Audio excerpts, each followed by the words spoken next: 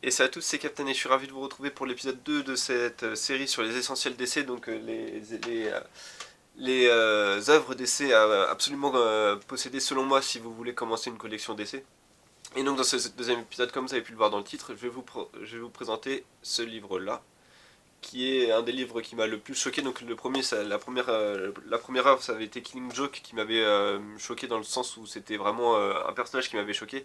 Et là, c'est une histoire qui m'a vraiment bouleversé et par un moment vraiment rendu mal, notamment avec une scène dont je parlerai un peu plus tard. Mais voilà, si vous devez posséder un livre sur la Justice League, à mon avis, peut-être un des premiers à voir, c'est celui-là. Peut-être un des premiers parce que il y a d'autres, enfin il y a des petits soucis de continuité vous pourrez ne pas comprendre, mais bon.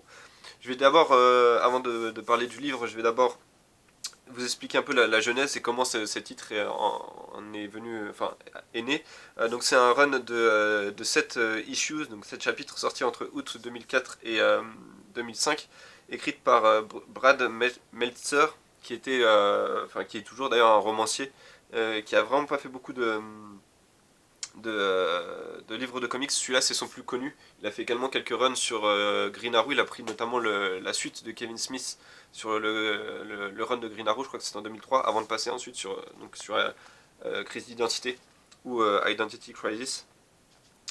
Et au dessin, on retrouve donc plusieurs personnes. Il y a une collaboration que ça va de Phil Jiménez à Jim Lee, en passant par George Perez, avec Michael Turner aux couvertures, qui est qui est décédé, je crois, 1 ou 2 ans euh, après cette œuvre-là.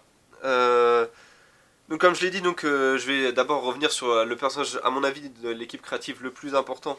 C'est donc Brad Metzler, qui est donc un romancier, il possède un message politique attaché à ses œuvres. C'est pour ça d'ailleurs qu'il a débuté avec Green Arrow dans les comics. Mais voilà, c'est pas le genre d'auteur à faire juste une histoire pour une histoire. Il y a toujours un message derrière, et je vais y revenir dans quelques instants d'ailleurs. Donc après Identity Crisis, ça l'a même, enfin, il a pas été non plus porté par ce succès-là, parce que c'est un livre qui est plus ou moins, enfin, qui est controversé. Donc il a pas non plus été porté par ce succès-là. Il a juste après travaillé avec Geoff Jones sur un run de Justice League. Et après il est parti aider Joss Whedon avec un run également sur Buffy contre les vampires en comics. L'idée derrière ce livre, en fait, l'idée de la création de ce livre, c'était DC voulait vraiment créer un gros événement. C'est-à-dire que ça faisait un moment qu'ils n'avaient pas fait d'événement, c'était un événement vraiment marquant. Je pense que depuis les années 90, ils n'avaient pas fait ça, donc avec Nightfall et la mort de Superman. Donc ils voulaient vraiment quelque chose qui allait choquer, mais choquer le grand public pour que les gens achètent des comics et voilà, se déplacent dans une librairie et pour aller acheter un comics. Et c'est justement pour ça d'ailleurs qu'ils ont été chercher Brad Meltzer, qui était donc un romancier best-seller à l'époque. Et c'est pour ça que quand les premiers chapitres sont sortis, quand cette œuvre est sortie, ils ont mis Brad Meltzer autant en avance que Identity Crisis, parce que du coup, c'était les gens qui aimaient enfin le côté romancier. Je vais pas prononcer ce mot-là souvent parce que le nom de l'auteur souvent parce que je vais l'écorcher trop souvent sinon. Donc les gens qui connaissaient son œuvre se disent tiens il a écrit un comics et du coup pouvaient être intéressés. Et les gens qui étaient plus intéressés par les comics voyaient Crisis également. Donc c'était voilà gagnant-gagnant. Mais la DC voulait vraiment, en tout cas c'est ce qu'ils ont communiqué à Brad Meltzer, c'est ce qu'il a dit dans ses interviews, c'est vrai que la stratégie de DC c'était vraiment que ce livre, cet événement soit vraiment publié et vendu comme un roman, comme un best-seller. C'est-à-dire que voilà, il fallait vraiment qu'il soit en vitrine des librairies avec comme si c'était un roman au final. De ce point de vue-là, je crois que ça a bien marché parce que le premier chapitre a été, je crois, l'un des plus vendus de tous les temps en termes de chapitres, en tout cas à l'époque. Et, euh, et donc voilà, cette stratégie a marché, mais il y a eu des petites controverses qui ont à mon avis terni un peu le succès du livre, ce qui est dommage. Euh, En termes d'intrigue, Meltzer était plus, a été, c'est clairement inspiré il l'a dit dans une interview, c'est inspiré du run de Teen Titans avec Judas Contract où donc il y a le twist où on découvre que Terra qui était qu'on pensait une Titans, enfin on pensait qu'elle avait intégré l'équipe, en fait s'avère être l'allié de Deathstroke, et du coup cet aspect-là avait surpris beaucoup de monde à l'époque, et donc il a dit qu'il voulait véritablement avec ce livre-là répéter ce twist-là où que personne ne va revenir, et j'y reviendrai plus tard. Et à propos de la scène controversée, où donc il y a une scène de viol dans cette œuvre-là, euh, justement, c'est pour ça que le livre a été controversé, parce que beaucoup de monde disait que Brad Meltzer était quelqu'un qui détestait les personnages féminins à cause de cette scène-là, que voilà, ça avait rien à faire dans un comics ne devait pas montrer autant de violence, et lui a justifié ça en disant que justement, il fallait que les comics ne pouvaient pas continuer à ignorer ces faits-là, et que continuer à ignorer les faits que oui, dans le monde réel, il y a des actes aussi terribles que le meurtre et le viol. Continuer enfin, ignorer ces faits-là ne faisait que plonger la société encore plus dans le chaos et dans le déni, et du coup, plus ou moins dans le désordre. Et pour lui, donc, Brad Meltzer voit l'art non pas comme quelque chose qui doit nous plaire, mais comme quelque chose qui doit nous tester, qui doit nous faire nous interroger sur des choses. Et je trouve que justement, c'est réussi avec ce livre-là, parce que du coup, effectivement, moi je me dis, est-ce que vraiment, on peut se dire que dans la continuité d'essai, il y a une scène de viol dans dans la continuité d'essai. Bah au final, on s'interroge, on se dit, bah oui, évidemment. Enfin moi personnellement, je dirais oui, bien évidemment, et après je me dis, bah oui, mais en même temps, quand on voit des personnages comme Superman, etc., est-ce que ça colle véritablement au monde de Superman? Ça collerait plus au monde peut-être de Batman ou de Green Arrow. C'est d'ailleurs pour ça qu'ils sont beaucoup présents dans ce livre. Mais est-ce que ça colle vraiment à tout l'univers? Et je trouve que c'est une décision couillue d'avoir fait cette scène-là, et c'est une décision qu'on voit de moins en moins dans les comics. Une décision voilà, où vraiment bah, on montre que oui, dans la société, il y a des trucs aussi dégueulasses et répugnants et démoniaques que le viol, mais bah, on peut pas continuer à les ignorer non plus, parce que on peut pas faire la politique de l'autruche avec ce genre de choses. Donc c'est vraiment, je trouve que dans les œuvres que j'ai lues de DC, véritablement, je le dis, je le pense, c'est une des œuvres les plus dérangeantes. Mais elle est tellement bien ficelée que je peux pas, enfin que le côté dérangeant est parfois mis de côté, mais revient en avant sur certaines pages. Quelque chose dont je voulais dont je voulais vous parler, c'est que je vais d'abord faire un petit synopsis parce que c'est vrai que je l'ai pas encore fait. Donc l'histoire, c'est que Crisis d'identité ou Identity Crisis se passe alors que la ligue va plus ou moins bien. Au final, tout le monde est heureux. La ligue est vraiment au grand complet. Il y a énormément de héros. Enfin, tout va bien, si ce n'est que Barry est mort. Et Al Jordan est également mort. Mais bon, ils ont été remplacés par Wally West et Kyle Rayner. Pardon, je suis désolé. Et donc, il y a beaucoup de monde de monde présent dans la ligue. Et parmi ces personnes-là, on a donc Extensive Man, ou enfin oui, non, pas l'homme élastique d'ailleurs, parce que je crois que c'est l'autre. Il y a deux hommes élastiques en fait, il y a Plastic Man et Extensive Man. Là, c'est Extensive Man, donc, qui est donc Ralph Dibny, qu'on voit d'ailleurs dans Flash, qui existe donc dans la série Flash. Bah, du coup, dans cette histoire, dès le premier chapitre, il perd sa femme se fait tuer. Je vais vous montrer juste cette scène-là, je ne sais pas si vous allez la voir, c'est juste là, voilà, parce que vous allez bien le voir. Ce dont je voulais vous parler, c'est que l'aspect dérangeant, c'est surtout au niveau des expressions faciales, et que je trouve que la mise en scène des scènes, justement, là, cette scène-là on découvre où il découvre sa femme morte. Après, il y a un assassinat plus tard dans le livre, qui est également très important pour un personnage qui est très impactant. Pour un personnage, c'est également montré de façon très crue. On voit véritablement ce qui se passe, on comprend comment il meurt. La scène de viol, heureusement on voit pas ce qui se passe, mais c'est tellement suggéré que du coup, et encore une fois, il y a les expressions faciales de, de, du personnage féminin qui mettent vraiment mal à l'aise. Et sur ça, du coup, je sais pas qui a dessiné ces chapitres. Je suis pas sûr que ce soit le même personnage, la même personne qui a fait tous ces chapitres-là. Mais les expressions faciales et les mises en scène surtout sont vraiment poignantes. Et je trouve que c'est une histoire qui réussit à être impactante tout en touchant un tout petit des personnages ultra secondaires dans la Ligue de Justice, enfin oui, dans la Justice League. C'est-à-dire que personne ne pense qu'on pourrait, enfin personne n'aurait pensé qu'on pouvait faire une crisis, c'est-à-dire un événement juste en parlant de Extensive Man, de Green Arrow, de Zatanna, de Hawkman, etc. Alors que vraiment ce qui se passe c'est vraiment ultra impactant, mais c'est impactant pour tout l'univers DC, et c'est ça qui est assez incroyable.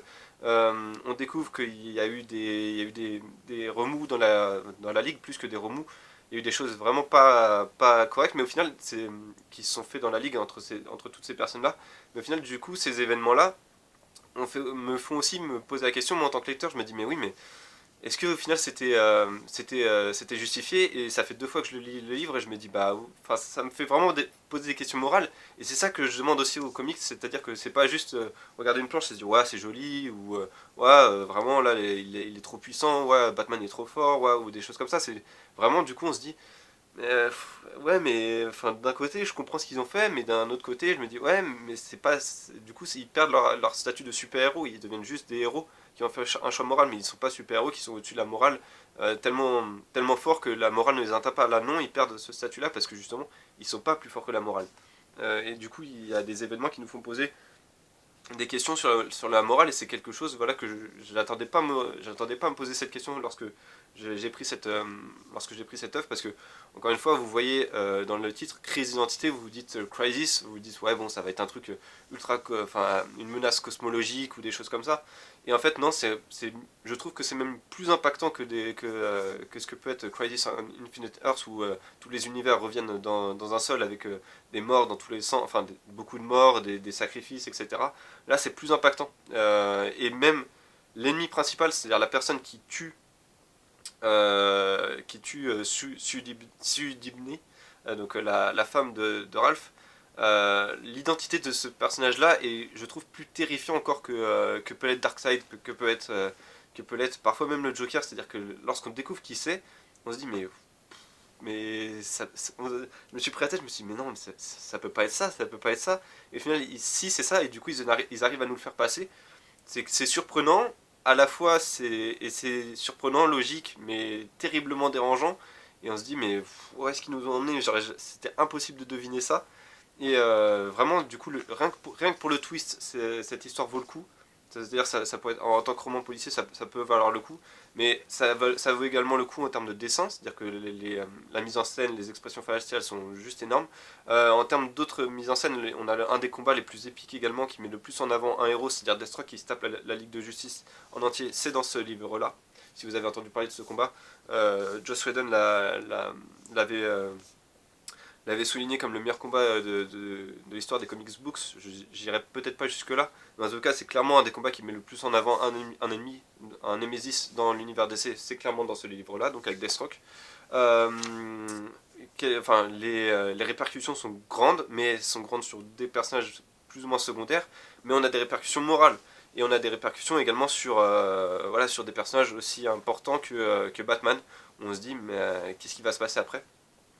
D'autres personnages comme du coup l'univers de Batman est touché, toute la ligue est touchée dans son ensemble, mais en même temps à la fin on a quand même une fin plus ou moins comics books, c'est-à-dire que la fin est plus ou moins heureuse, mais ils arrivent à rajouter avec ça quelque chose d'extrêmement tragique, et on a toujours ce côté un peu la folie qui est toujours présente. Donc là c'est le moment où je sais pas vraiment où je peux aller sans spoiler, donc je vais pas aller plus loin.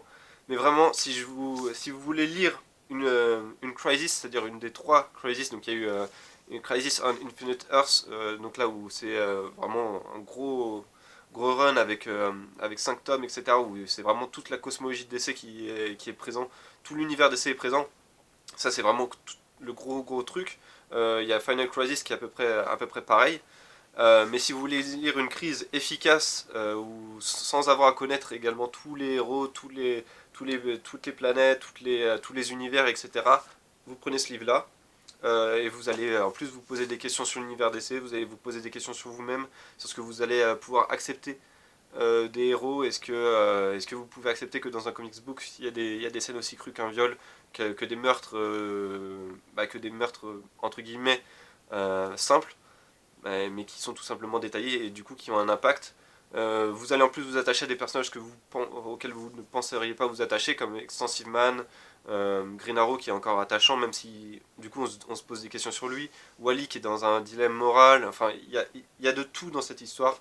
Euh, voilà, on part d'un point A pour arriver à un point B, le point B change tellement de choses que ça pourrait, enfin voilà, ça fait passer l'histoire dans un autre univers, et c'est clairement, encore aujourd'hui je pense, mon histoire Justice League préférée. Donc voilà, crise d'identité. Je ne peux que vous le recommander. Si vous avez aimé Killing Joke, vous allez aimer celui-là. Et en plus, ça peut vous ouvrir voilà, la porte à d'autres héros, voilà. Vraiment, des questions morales, enfin, vraiment tout, plein de bonnes choses. Je vais juste finir en termes d'adaptation. Cette histoire n'a pas été adaptée et je pense qu'elle ne le sera jamais parce que quand on en est encore à se poser la question à savoir si des viols peuvent être mis dans les comics, il y a très peu de chances que cette question, enfin que ces choses-là arrivent sur grand écran. Et je peux comprendre, c'est-à-dire que vous n'allez pas envoyer des gens aller voir je sais pas, The Batman et avoir une scène de viol dans The Batman. Les gens en sortiraient. Imaginez un enfant de 12 ans qui voit ça, il va se dire non, non, mais qu'est-ce que je viens de voir. Même les parents seraient mal à l'aise à côté de l'enfant. Donc ça risque pas d'arriver dans un film grand public, dans le DC Extended Universe. Ça arrivera probablement si ça peut arriver, ça arrivera peut-être dans un film d'animation, un peu comme The King Joke a pu être adapté, où ils ont été quand même loin dans le côté violence psychologique, etc. Donc peut-être que ça peut être adapté dans ça.